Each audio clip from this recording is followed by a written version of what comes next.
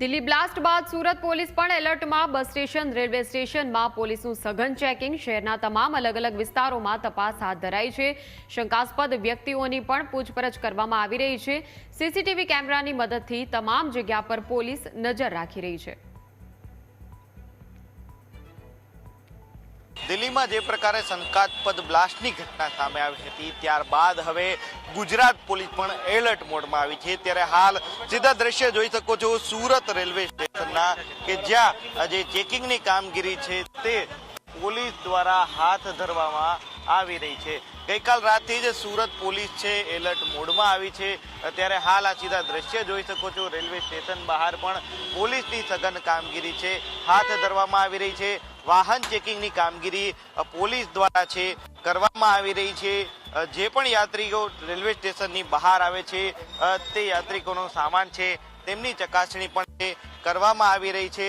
આ ઉપરાંત જે વાહનોની અંદર જે સામાન પડેલો છે તેની પણ ચકાસણી છે તે કરવામાં આવી રહી છે। આ સીધા દ્રશ્ય જે સુરત રેલવે સ્ટેશનની બહારના કે અહીંયા જે સ્થાનિક પોલીસની સાથે અલગ અલગ જે તપાસ એજન્સીઓ દ્વારા આજે ચેકિંગની કામગીરી છે તે હાથ ધરવામાં આવી રહી છે।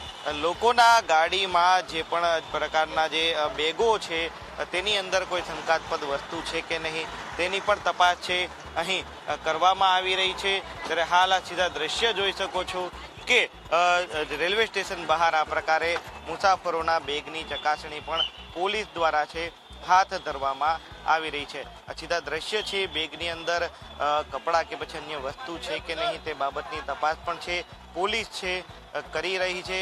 આ સીધા દ્રશ્ય છે રેલવે સ્ટેશન વિસ્તારના કે ગઈકાલ રાતથી જ અહીં આ જ પ્રકારે જે તપાસની કામગીરી છે તે કરવામાં આવી રહી છે। જે ગુજરાત પોલીસ વડા દ્વારા જે એક જે નિર્દેશ આપવામાં આવ્યો હતો કે રાજ્યના તમામ શહેરોમાં સઘન પેટ્રોલિંગની કામગીરી થાય, શંકાસ્પદ વિસ્તારોમાં તપાસ થાય તેને જ લઈને આ કામગીરી છે હાથ ધરવામાં આવી રહી છે। અને હાલ સીધા દ્રશ્ય આ જોવો છો કે જે રેલવે સ્ટેશનની આસપાસ જે વધારે લોકોની ભીડ રહેતી હોય છે ત્યાં આ ચેકિંગની કામગીરી છે તે કરવામાં આવી રહી છે અને લોકોની સુરક્ષાને સુનિશ્ચિત કરવામાં આવી રહી છે।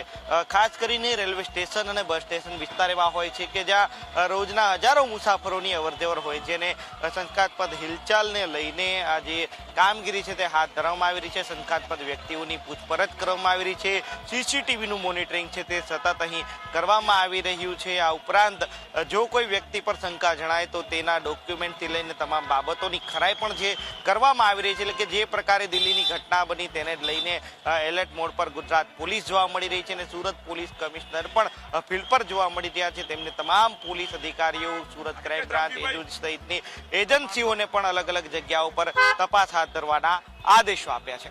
કેમેરા પર્સન કેસી વઘાસિયા સાથે અમિત રૂપાપરા ન્યૂઝ।